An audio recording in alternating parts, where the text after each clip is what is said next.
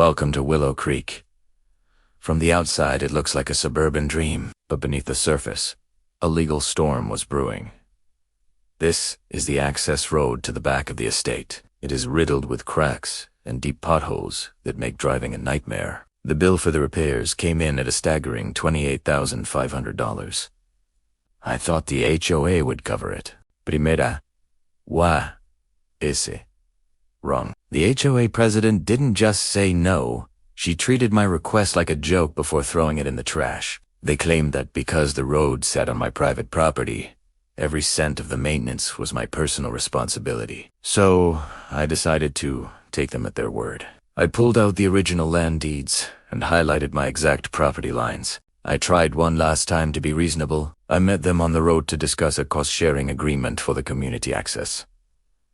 The president just laughed. She pointed at her clipboard and told me to enjoy my private pothole while the others snickered. That was the moment I realized being nice was over. I went to see a lawyer to confirm my rights. My lawyer confirmed it.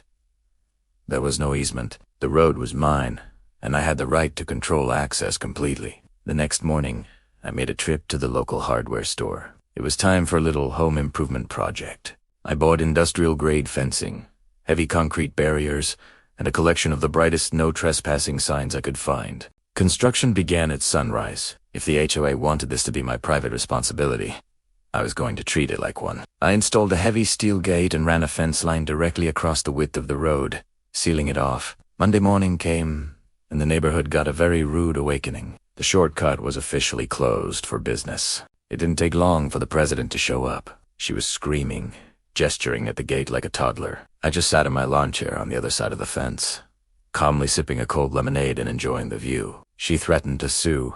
She threatened to call the police. I just pointed to my legal permit hanging on the gate. By the next day, the HOA board was in a full-blown panic. The entire community was furious at them for the detour. They called an emergency meeting. This time, I set the terms. They would pay for the repairs in full. I also added a monthly easement fee for the use of my land. They had no choice but to sign. Weetinawag the road was being paved with smooth, brand-new asphalt, paid for entirely by the HOA. I opened the gate for the neighbors. Sometimes, being petty is the only way to get a little justice. Now, the road is perfect, and I get a nice little check every month. Remember, always read your deed.